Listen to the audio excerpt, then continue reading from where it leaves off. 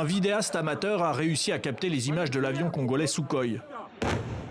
Une explosion retentit, l'avion semble avoir été visé par un tir. À Goma, tout près de la frontière rwandaise, beaucoup d'habitants ont vu ou entendu la scène.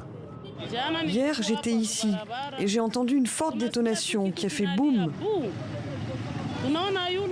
En regardant vers le ciel, j'ai vu un avion avec des flammes et de la fumée. Nous avons tous paniqué et tout le monde a fui à sa manière. À quelques 100 ou 150 mètres d'ici, j'ai senti que le bruit de l'avion était devenu bizarre. Ensuite, j'ai entendu une forte détonation qui a fait pouf. Directement, j'ai réalisé que l'avion venait de subir un coup venant de quelque part. L'appareil a ralenti et est allé se poser à l'aéroport. D'autres images ont montré l'avion de chasse sur le tarmac.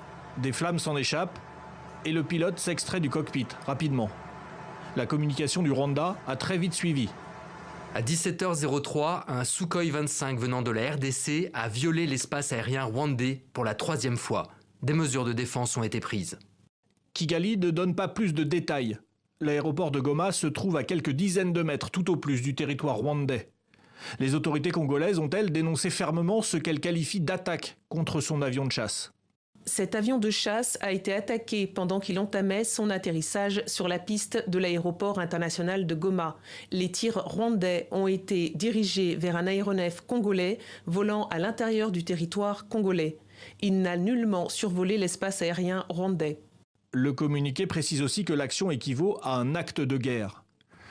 Les combats persistent dans l'est de la RDC entre l'armée congolaise et les rebelles du M23, que Kinshasa, mais aussi Paris ou Washington, accusent d'être soutenus par le Rwanda. Le médiateur de l'EAC, la communauté des États d'Afrique de l'Est, a une nouvelle fois appelé ce mercredi à la cessation de toutes les hostilités.